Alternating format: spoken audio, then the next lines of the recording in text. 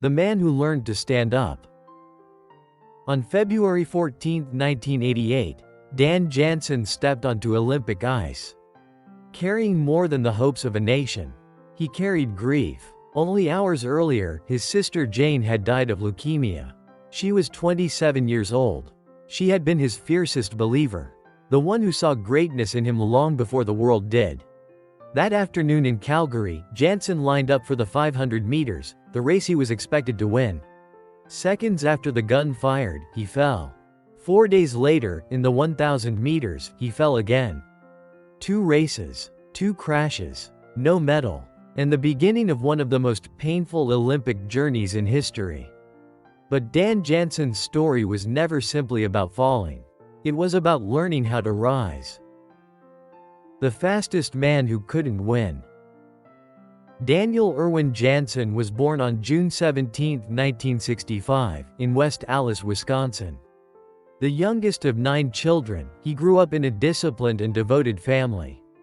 His father was a police lieutenant. His mother was a nurse. Faith and resilience were woven into everyday life. Inspired by his sister Jane, he began skating as a boy. By 16, he had already set a junior world record in the 500 meters. At the 1984 Olympics in Sarajevo, he finished 4th in the 500 meters. He was only 18. His future seemed certain. In 1988, he arrived at the Calgary Games as the reigning world sprint champion. He was the favorite in both the 500 and 1,000 meters. Then Jane died that morning. He fell in both races. 4 years later, at the 1992 Games in Albertville. There was no tragic phone call, but there were harsh conditions. The races were held outdoors on ice that turned soft and slushy in the warmer air. Jansen was a power skater, built for explosive speed on hard, fast ice. The surface absorbed his strength and disrupted his rhythm. He finished a haunting 4th in the 500 meters, and a deflated 26th in the 1,000 meters. The ice was difficult, but the weight of the past was heavier. Whispers followed him. Some called him the greatest speed skater never to win Olympic gold. Others used a crueler word, choker. Yet the numbers told a different story. Between 1992 and 1994, Jansen became the first human being to break the 36-second barrier. In the 500 meters, 4 separate times.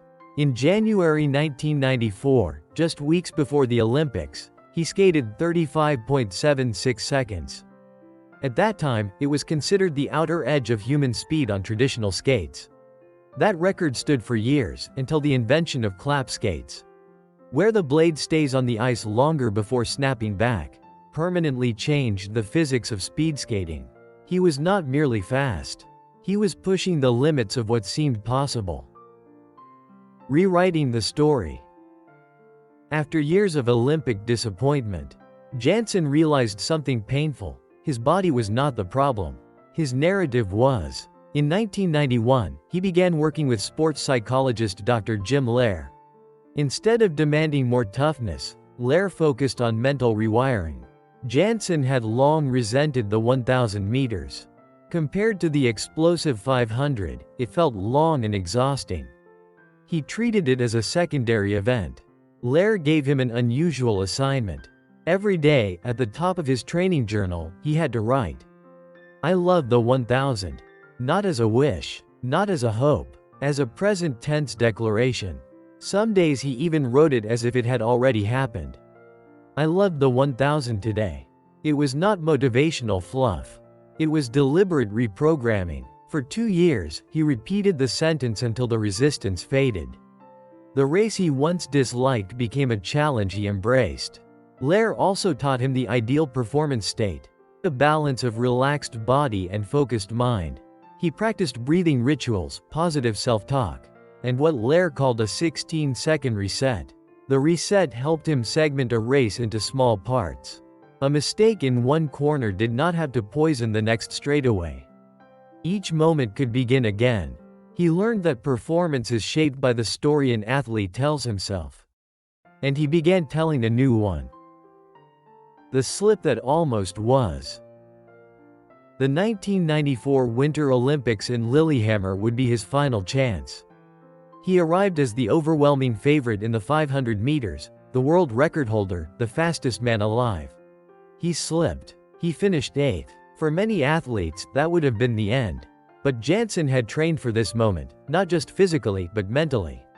He postponed disappointment. He blocked out distractions. He focused on one last race. The 1,000 meters. On February 18, 1994, he launched from the starting line. His form was controlled, his pace aggressive. He was skating at world record speed. At around the 600-meter mark, entering the penultimate turn, it happened. His skate wobbled. His hand brushed the ice. For a split second, time held its breath. He was at his fastest point, and nearly lost it all again. But he did not fall. He corrected his balance. He drove forward. He finished in 1 minute, 12 seconds, and 43. A world record. An Olympic gold medal. 10 years of doubt dissolved in 72 seconds. Afterward, he took a victory lap carrying his young daughter, named Jane, in honor of his sister. The arena rose to its feet. Not simply because he had won, but because he had endured. Beyond the ice. Jansen retired later that year, but his mission continued. In memory of his sister, he founded the Dan Jansen Foundation. As of early 2026, the foundation and its Jane Jansen Barris Family Aid Fund have raised over $1.2 million and provided assistance to more than 1,200 families facing cancer. He has served as a commentator and has even worked as a skating coach for the Chicago Blackhawks of the NHL, proving that his knowledge of the sport is respected far beyond the speed skating oval. Yet medals and titles are not what make his story endure. Many athletes win. Few show the world how to lose and keep going. The lesson beneath the ice. Dan Jansen did not become great because he never slipped. He became great because when he slipped, publicly, painfully, repeatedly, he refused to remain down. His gold medal shines, but brighter still is the truth it represents. Falling is human. Standing up is a choice. And sometimes, the greatest victory is not the race you win, but the story you refuse to let end in defeat.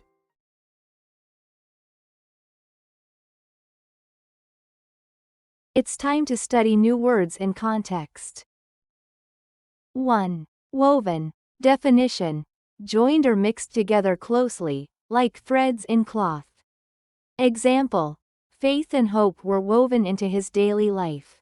2. Reigning. Definition: currently holding the top position or title. Example: she is the reigning champion of the race. 3. Slushy. Definition: soft, wet, and partly melted, like snow mixed with water. Example: the road was slushy after the snow began to melt. 4. Haunting. Definition: staying in your mind in a sad or powerful way. Example: the memory of his loss was haunting. 5. Deflated. Definition: feeling sad, disappointed, or without energy. Example: he felt deflated after losing the game. 6. Choker. Definition: a person who fails during an important moment because of pressure. Example: some people unfairly called him a choker after he lost again. 7. Clap skates. Definition: special speed skates, where the blade stays on the ice longer before lifting. Example: clap skates help skaters move faster on the ice. 8. Narrative. Definition: a story or way of explaining events. Example: he changed the narrative of his life from failure to success. 9. Resented. Definition: felt angry or unhappy about something. Example: he resented the race because it felt too long and difficult. 10. Fluff. Definition: words or ideas that sound nice but have little real meaning.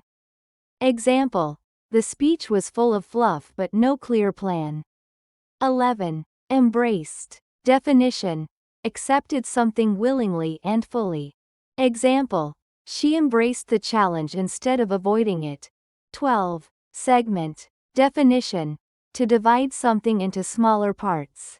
Example: He learned to segment the race into short sections. 13. Penultimate. Definition.